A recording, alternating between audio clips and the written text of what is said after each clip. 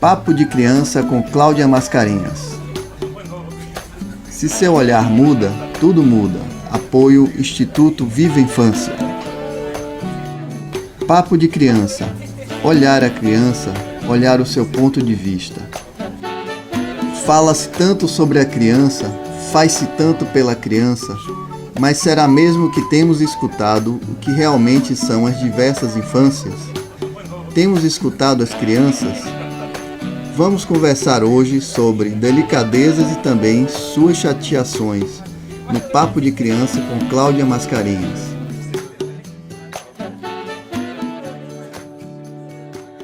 Olá, eu sou Cláudia Mascarenhas, bem-vindo a mais um Bate-Papo de Criança. Se seu olhar muda, tudo muda. Nesse segundo bloco, sobre os cuidados e os cuidadores, nós teremos no episódio de hoje convidados muito especiais. Nós teremos um grande bate-papo sobre o cuidado nas religiões de matrizes africanas, com todas as suas riquezas, toda a sua transmissão, e temos muito o que aprender. Estará com a gente hoje Valdíria Lopes, ela é pedagoga, especialista em metodologia de estudos africanos e afro-brasileiro, ativista das questões raciais e de gênero. Ayá Dagan, do terreiro Ile Axé Oponolo Ogumegé. Temos também hoje o nosso convidado, Ademir Amparo. Ele é pai de Bela Mavuzzi e João Ayodele. Ebomi do Terreiro do Cobre, graduado em Comunicação Social, Publicidade e Propaganda, especialista em História da Cultura Afro-Brasileira, mestre em Gestão do Conhecimento pela Universidade da Bahia. Vamos lá, gente. Vamos começar mais um bate-papo muito bacana para vocês hoje. Pode começar, Valdíria.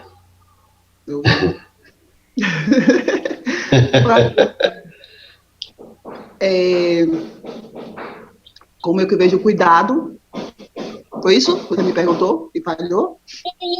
Como que na nossa cultura, né, na cultura africana, o cuidado ele é estruturante. Cuidado é estruturante. Ele é estruturante e ele é comum, é uma ação comum, essa coisa do cuidado, né? A gente tem essa coisa do cuidado bem natural. Eu estava pensando, eu estava ontem pensando nessa questão das crianças no terreiro, né? Meus netos, que eu sempre levo para os terreiros. E aí, quando eu chego no terreiro, os meus netos passam a ser netos de todos que estão ali. Né? Então, a questão, ele deixa de ser meu, ele passa a ser de todo mundo ali, da Ezequiel, dos Ogãs. Então, ali, todo mundo tem a obrigação, a responsabilidade de cuidar deles. Né? Isso é muito comum, essa questão dentro do terreiro e na nossa comunidade é muito comum. E não só das crianças, dos mais velhos, mas dentro do terreiro a gente consegue visualizar isso, né? Porque a gente tem o povo que cuida da comida da casa, o povo da comida do santo, o povo que cuida dos banhos, o povo que pega a folha, o povo que faz os banhos. Então, tudo isso é um cuidado, essas habilidades, essas funções é o cuidado com o outro. E voltando para os meus netos, e quando meus netos chegam no terreiro, eu perco a função de avó direta, entendeu? Porque ali, quando eu vejo, eles já almoçaram, já tomaram um banho, ele se integra no cuidado do terreiro. E o cuidado é estruturante, o cuidado te mantém em pé, o cuidado te fortalece, né? Te fortalece. Você se sentir que você está sendo cuidada, que tem outra pessoa preocupada com você, né? Você chega ali, você sabe que você não está só. Isso é estrutura, né? Estruturante. É muito profundo isso, né? É muito verdadeiro e muito profundo o que você está dizendo, Valdíria. Realmente é uma coisa muito bacana. Amparo, você quer também falar da sua versão de pai também, assim? Com certeza. E dizendo assim para vocês que essa questão do cuidado, eu que vim de uma cidade do interior da Bahia, Canavieiras, E lá nós tínhamos essa relação, né, com o vizinho. Pedia a bênção ao mais velho. E quando a gente ia para a escola, sempre tinha alguém que olhava, mesmo que a gente não estivesse vendo, né? Tinha alguém que olhava. Então, tem alguém que cuidava da gente para ir para a escola e até chegar em casa. Então, qualquer coisa, você estava sendo cuidado. E não é diferente no terreiro, né? No terreiro, o cuidado, o acolhimento, ele é o tempo todo. Ser um cuidado, porque nós vamos para o terreiro justamente porque a gente tem o cuidado espiritual, mas ao mesmo tempo você tem um cuidado que é emocional, um cuidado que é físico, um cuidado que é mental, né? E um cuidado também que a gente fala até das questões sociais, porque existe também aquele cuidado social e o cuidado político também. No terreiro você faz tudo isso. Então, eu digo assim, trazendo para as crianças no terreiro, esse cuidado é assim, em especial para eles. Porque eles não podem ser obrigados a fazer algumas coisas que dão no tempo dele. Criança vai viver como criança, ter esse cuidado como criança, até ele chegando o tempo de ter as responsabilidades. Mas o cuidado, para a gente, é essencial. O cuidado é essencial, assim como a água e como a folha. Isso. A gente, são dois extremos, né, dentro do terreiro, os mais velhos e os mais novos, né? A gente tem o mais velho, que tem um conhecimento que a gente tem que cuidar, e o mais novo, que vai garantir a continuidade desse conhecimento. Então, assim, são dois extremos de muito cuidado. E, independente da questão mais velha ou mais nova, nós, da cultura africana, nós nos preocupamos muito com o humano, né? Com a questão humana. Eu preciso saber, eu preciso cuidar do meu, quero saber como está, se está bem, está triste, porque até agora não fez o banho, alguma coisa essa pessoa tem, que a pessoa chega logo, providencia logo o banho, uma hora dessa não fez o banho ainda, tem alguma questão. A gente tem muito isso, né? Cadê fulano? Cadê o Ogan? O Ogan não está aqui. Alguma coisa aconteceu. Fora o Ogan não faz isso. O Ogan chega, o Ogan providencia logo, o Ogan não toma banho, o Ogan não sei o que, a gente fica logo... Porque a gente conhece. Cuidar é conhecer. Cuidar é conhecer, né? Conhecer e respeitar, né? Como eu falei, o cuidar, para mim, é estruturante.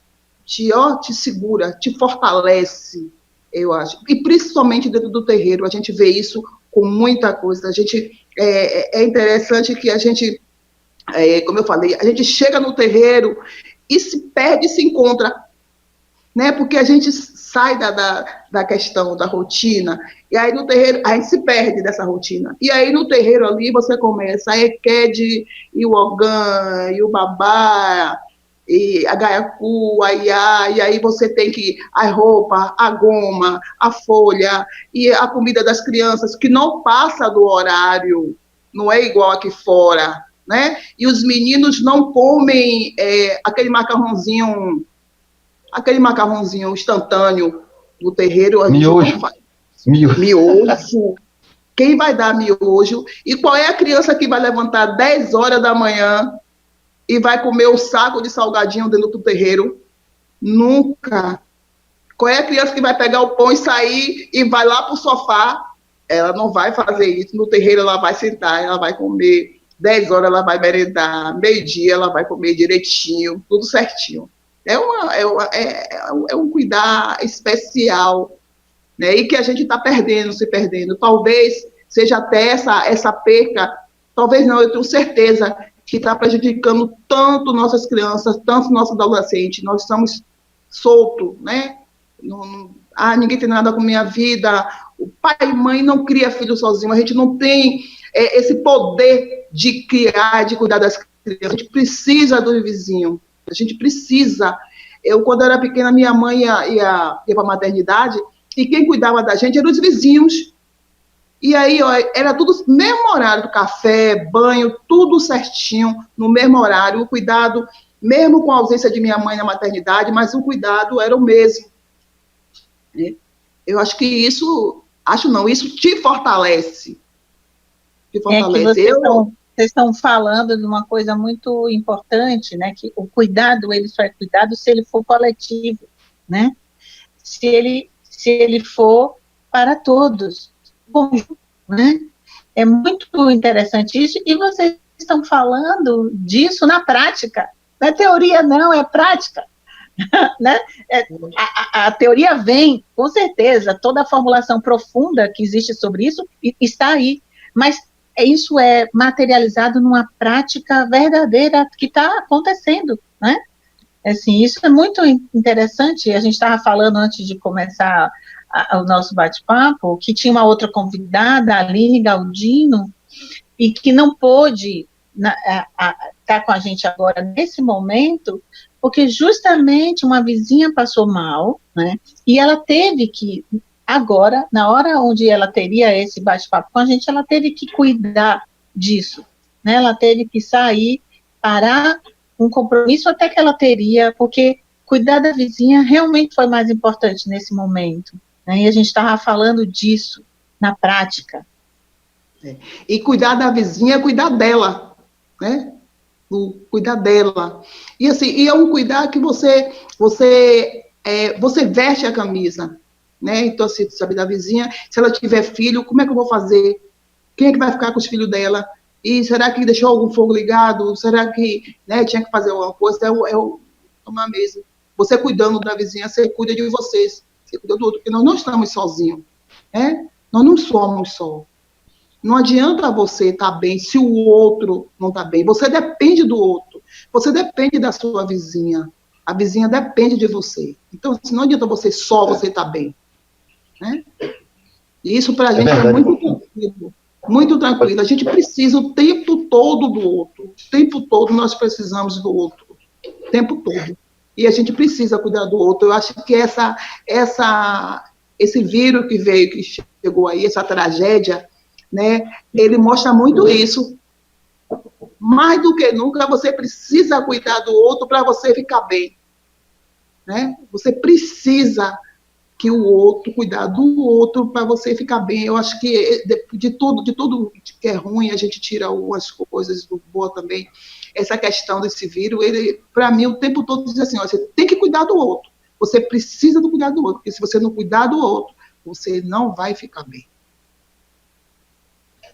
Viu, Valdir? Eu achei interessante que você está falando da questão do cuidar, porque, inclusive, na comunidade, nós não cuidamos só das crianças da nossa comunidade, mas do que está no entorno da comunidade.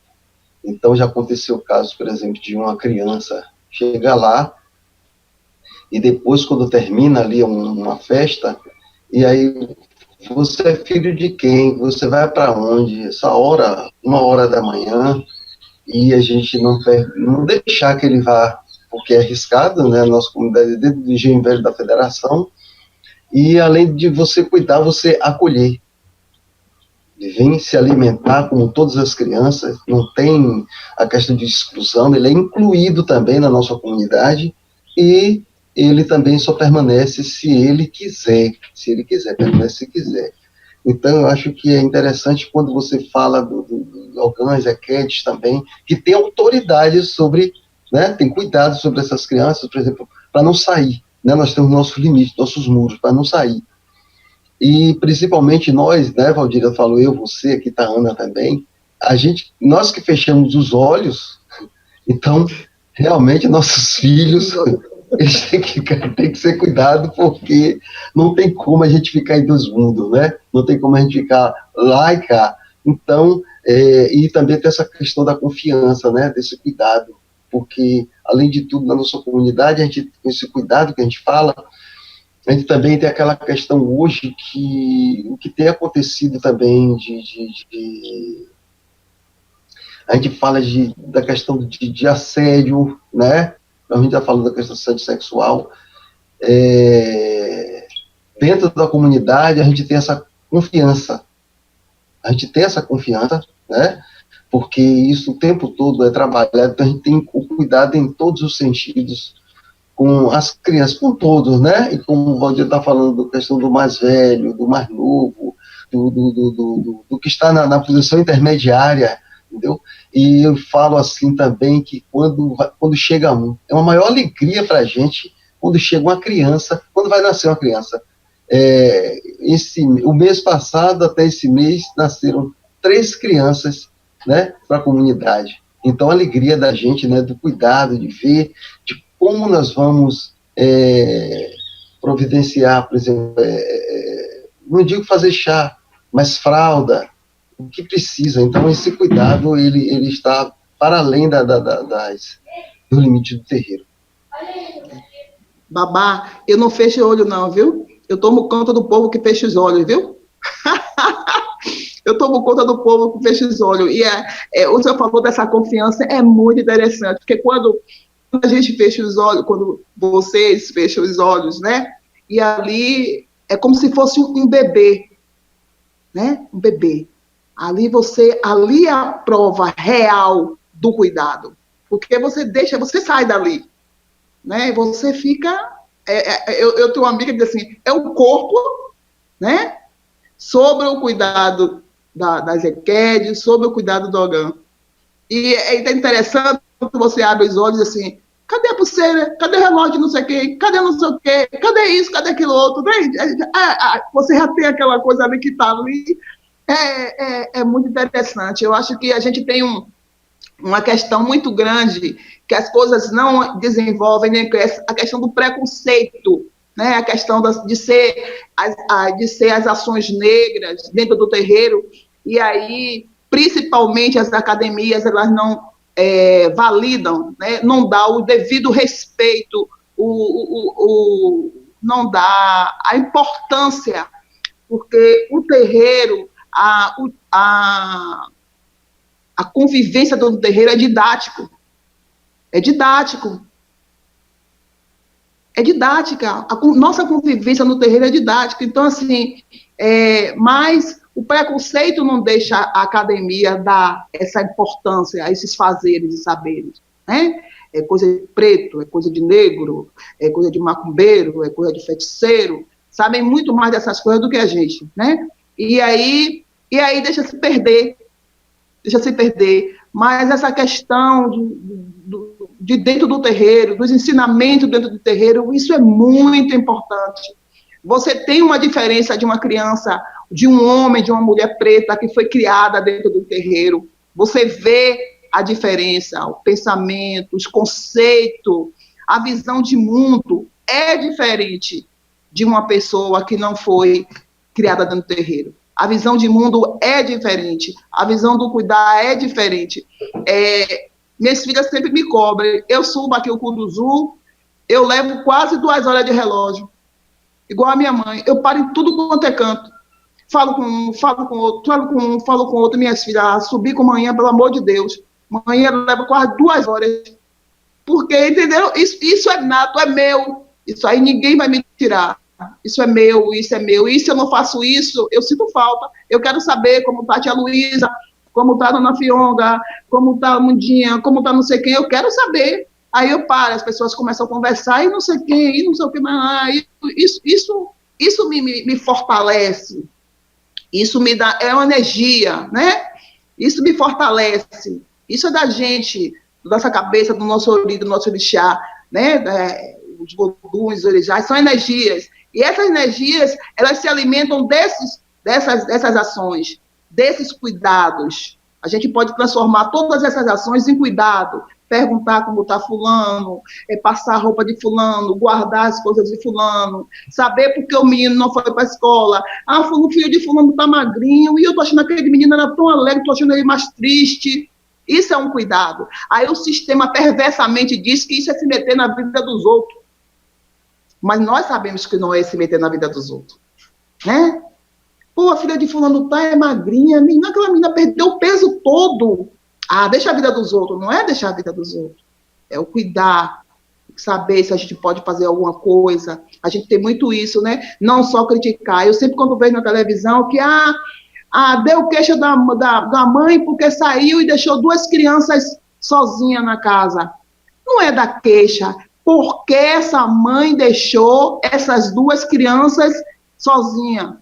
Enquanto vizinha, o que eu posso fazer para que essa mãe não deixe essas crianças sozinhas? Não eu chegar na delegacia da queixa dessa mãe e achar que eu fiz minha parte. Eu fiz minha parte. Porque eu acho que mãe nenhuma quer deixar o filho sozinho. Mãe nenhuma. Então, assim, quando a mãe deixa, tem algum problema. Eu, enquanto vizinha, eu posso ajudar? A minha ajuda não é só denunciar a vizinha. Eu tenho que saber por que a vizinha deixou essa criança estar sozinha. Por que está chorando? Eu tenho uma criança aqui pertinho de mim, aqui, Perla. Começa a chorar, eu digo, Tati, Tati, é o que, Naval? Quer que tá chorando assim desse jeito? É o que tá chorando? Ah, não sei o que. Eu quero saber. Tem uma zoadinha aqui, a gente mora, praticamente são parentes, qualquer coisa. Ah, o que isso aí, minha gente? É o que? Me meto, sim. Me meto. Porque, assim, eu entendo que todo mundo tem que estar bem, todo mundo está bem. E o sistema diz que é coisa feia, coisa de pobre, saber da vida dos outros. Não é nada disso. E os condomínios lá, e as reuniões de condomínio, agora você tem os personagens, os personal que vão lá brincar com a criança, vão fazer terapia com idosos. Tudo isso são nossos cuidados, revestidos de roupas finas, mas ali você encontra todo o nosso conhecimento, nossos saberes e fazeres com uma outra roupagem. Mas aquilo ali é nosso. A diferença é que ele não está no Curuzu, está no Morro do Gato. Aí tem um outro valor. Né? Tem um outro valor. Mas o cuidado é o mesmo. Quando você contrata um recreador para ir lá no seu condomínio brincar com as crianças, né? É a mesma coisa que um vizinho, que as crianças daqui se reúnem e vão brincar aqui no canto. É a mesma coisa. A questão é que lá é o Morro do Gato, a pessoa está ganhando um dinheirinho, né? E aqui a gente faz naturalmente. Sim, você está falando dessa real necessidade de estar numa comunidade, né, que um se preocupa com o outro, realmente, né, que função tem essa, né, de se falar que é tomar conta da vida do outro, né, se meter na vida do outro, né, o programa, se seu olhar muda, tudo muda. Então, se a gente conseguir, por exemplo, fazer com que as pessoas entendam que o que você está dizendo aí, Valdíria, não é se meter na vida do outro, mas sim é cuidar do outro, é querer saber para cuidar, é querer saber para se importar com o outro, não é? E as crianças possivelmente se sentem muito bem acolhidas com isso, né? Porque as crianças, elas precisam muito ter essa confiança de que tem uma comunidade cuidando dela, né? Isso é tão importante que vocês estão dizendo. Em relação à questão do pai, Amparo, tem alguma especificidade, tem alguma diferença aí em relação ao que Valdíria está falando? Como é que você vê isso, como pai também?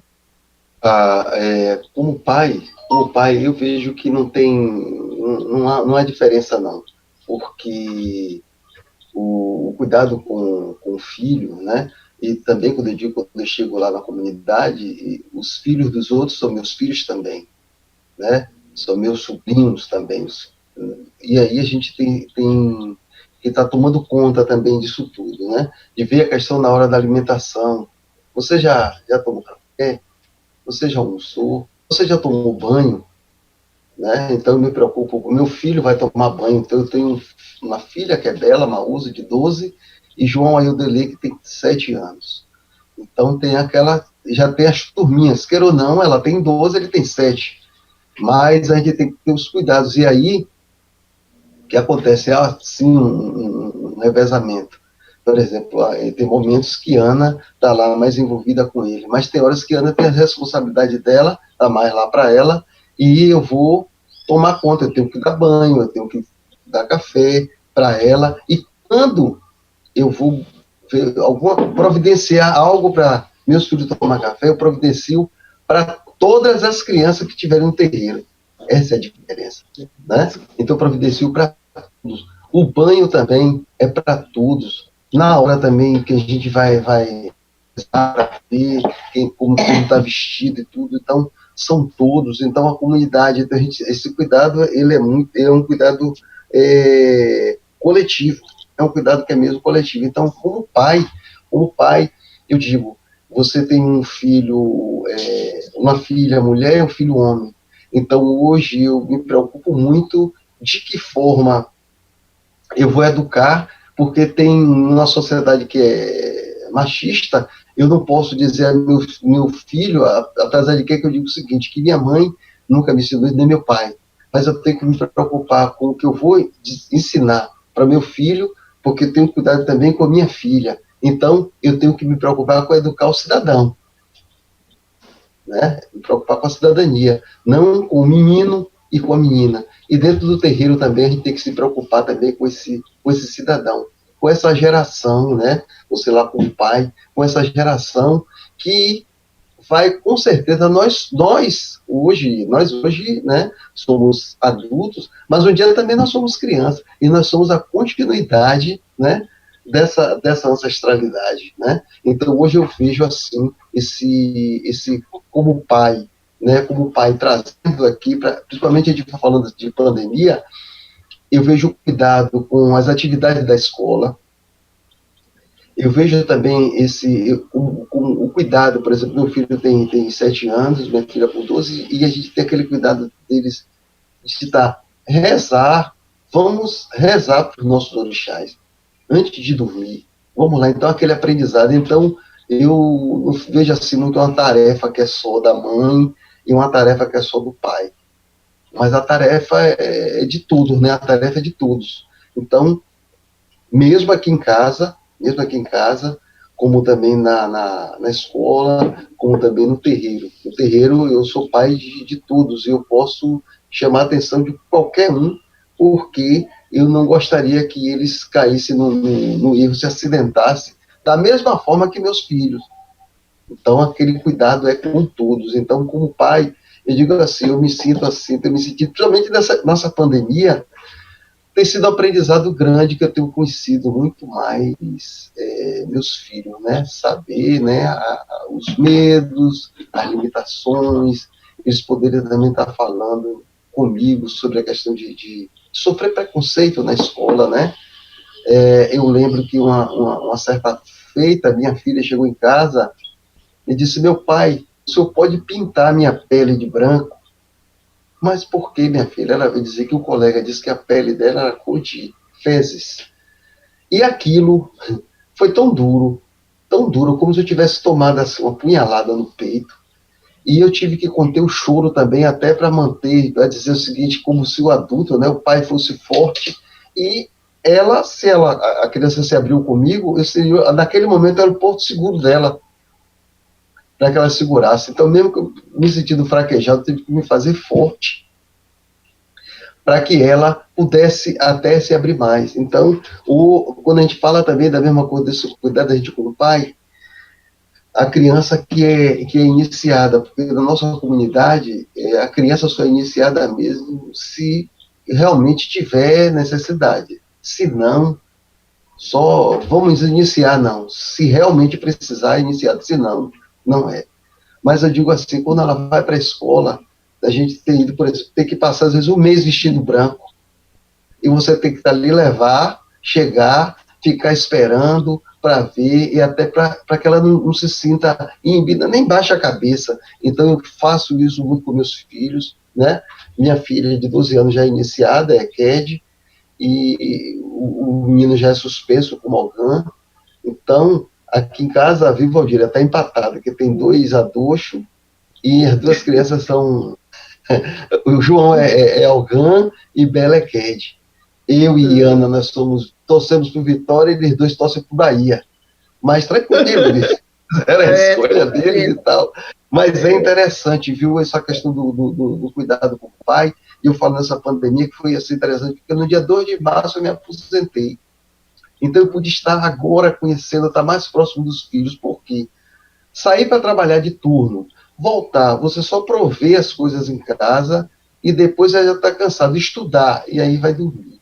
Mas aí você vivenciar 24 horas é totalmente diferente. Então, para mim, tem sido assim, uma experiência maravilhosa de dar um banho, de preparar também um banho de folha, preparar um banho de folha, né, para eles, porque a gente também precisa, mas eu digo que esse olhar como pai, e outra coisa também você já, eu faço isso como pai, eu já preparo os meus filhos também para uma militância dentro da questão da religiosidade e dentro da questão também do negro. Olha, você não é diferente, você não é menor do que ninguém.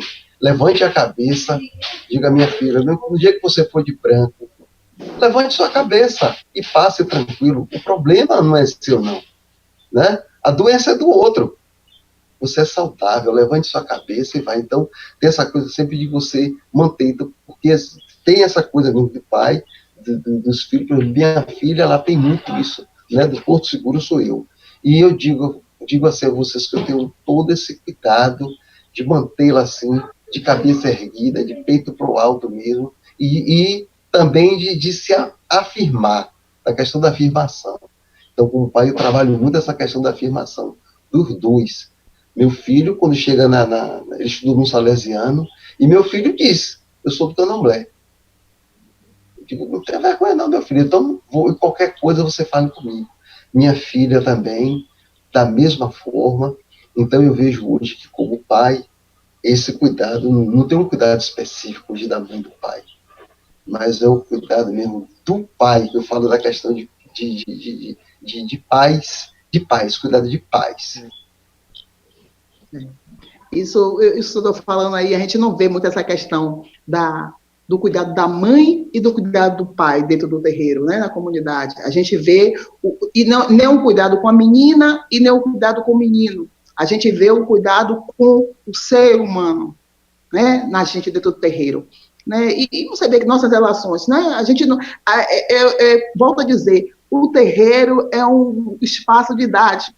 Essa questão de gênero para a gente já trabalha isso com a maior naturalidade dentro do terreiro. A gente não tem questão de homem e de mulher.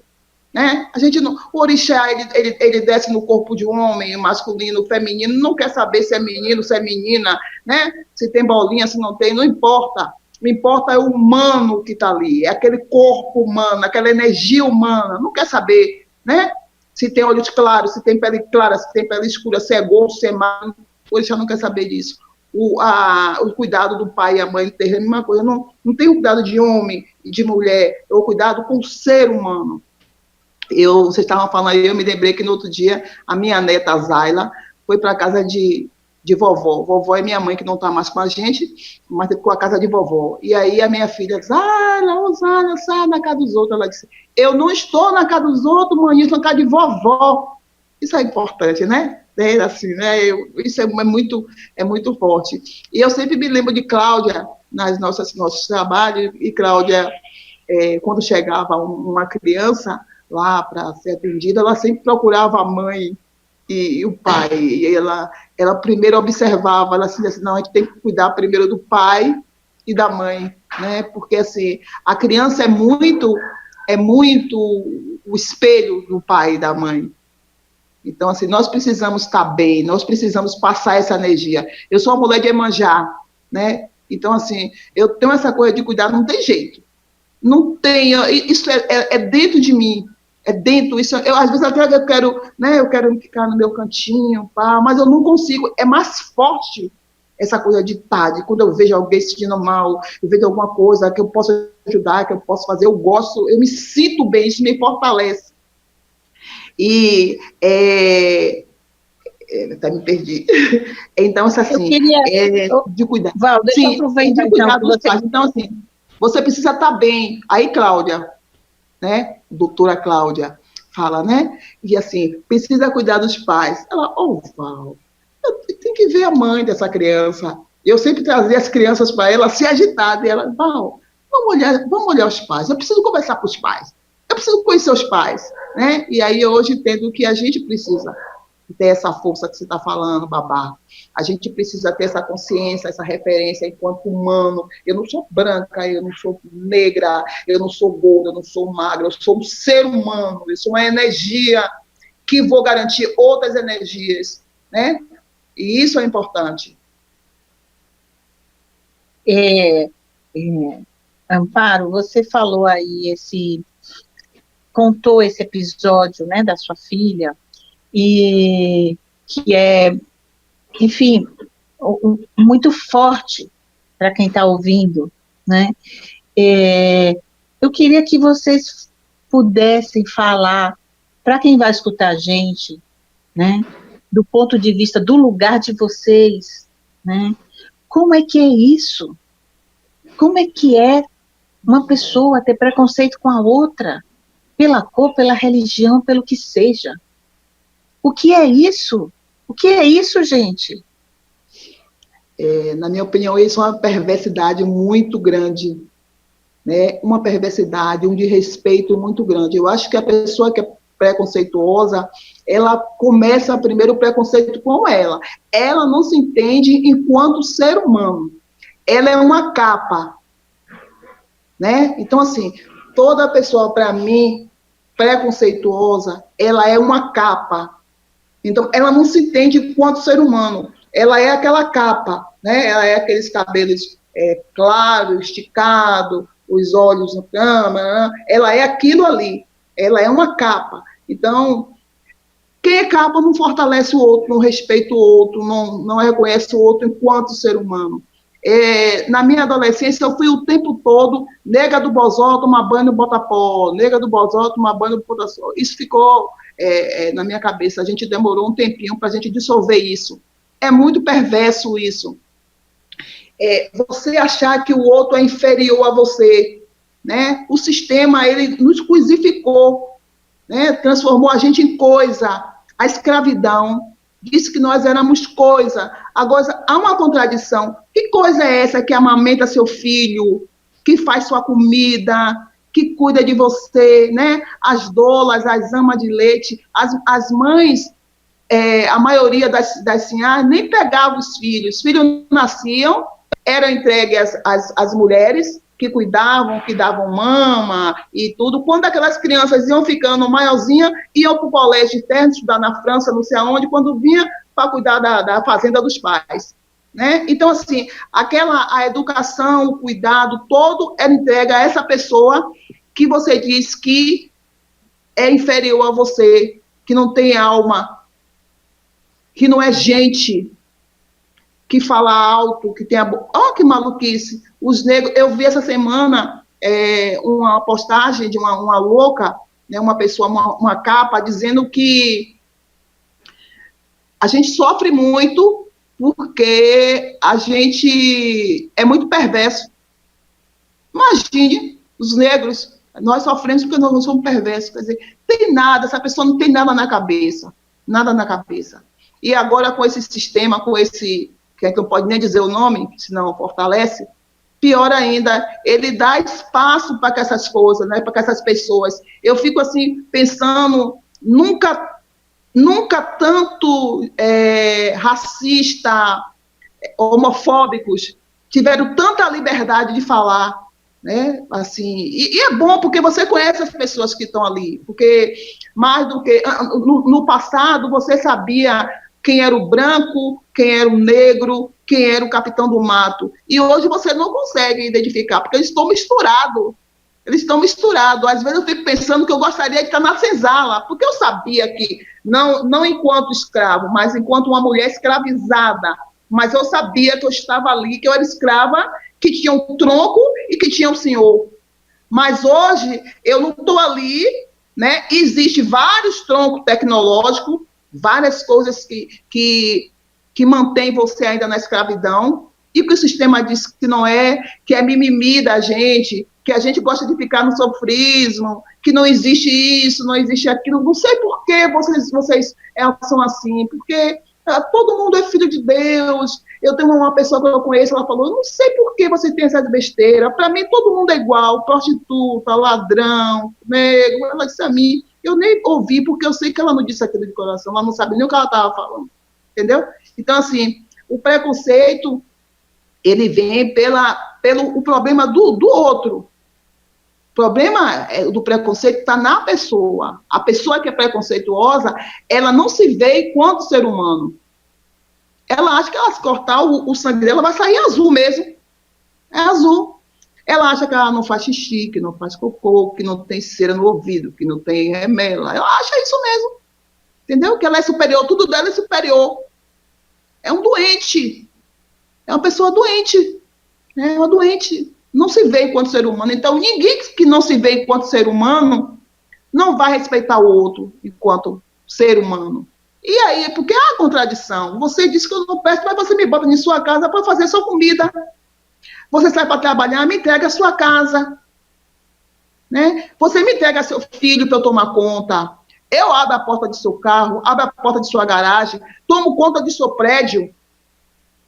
Né? E assim, há uma contradição. E como é que eu não presto? Eu não sou gente? Mas eu tomo conta de sua casa, eu cozinho, né? E aí são realmente umas pessoas doentes, que não se vê enquanto ser humano. Então, enquanto a gente, Bob Marley que está certíssimo, enquanto a gente não se vê enquanto ser humano, vai haver o preconceito. De quem é gordo, de quem é magro. Aí, se você vai para a universidade, aí você não pode mais se envolver com as coisas da comunidade, porque é feio. Feio? Né?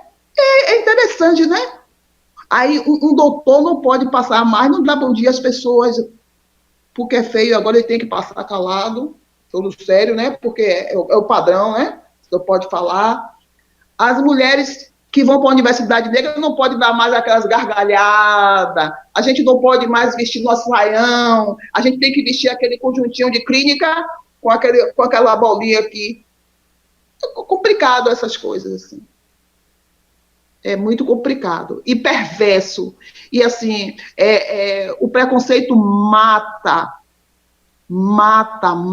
você. É muito perigoso, é muito perverso, te mata, ele te poda, você deixa de viver.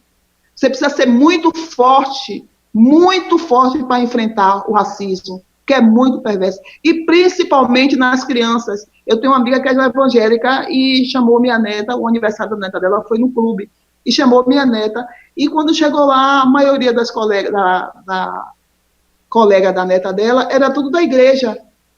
E Zaila, a minha filha do não é. E ela, quando chegou, e aí, Zaila, como foi? Ah, amanhã as minhas não tinham muito brincar comigo, não. Eu disse, foi, brincou um pouco comigo. Aí depois eu conversando com a minha amiga, que é a avó dela, ela disse assim, aí eu questionei ela disse assim, Val, eu vi uma hora lá uma conversa, perguntando, falando da igreja, e Zaila começou a falar do candomblé, como era no terreiro, não sei o quê. Ela falou, as meninas tudo assim, falando da igreja, ela falando do candomblé, não sei o quê. Aí eu vi, foi isso que botaram ela pro cantinho. Mas ela não se deixa, é tudo ousada igual a mim, tudo ousada. E qualquer coisa que tem, não, vou falar com minha avó resolve. É tudo assim. Ela é muito danada. Todos eles, qualquer canto que ela chega, quando ela vai para onde? Ela vai pro candomblé. E aqui é interessante que a minha família, a família da mãe dela é do candomblé, e a família do pai dela também. O pai dela, Ogã, a avó dela, do pai dela, é mãe de santo também. Quer dizer, não tem por onde correr. Mas o preconceito é uma faca. É um vírus. É o vírus. Pior do que o vírus, porque daqui a pouco a gente vai ter uma vacina, se Deus quiser. E o preconceito, não. Preconceito, não. Te desestrutura, te tira seu chão, te magoa. Boa tarde, meu nome é Zélia Maquena, eu moro em Salvador, Bahia, Curuzu. Eu tenho 9 anos e queria comunicar esse livro para vocês, todos que estão me assistindo. O nome do autor é Tiago Ocel e Fábio Lima. Falando de uma mulher muito guerreira, Inhansã, que é mãe de Xangô, se eu não me engano. E eu queria mostrar pra vocês tudo daquela mulher do raio, eu queria mostrar pra vocês tudo que eu li, só que as fotos. Aqui dizem que ela vira um búfalo.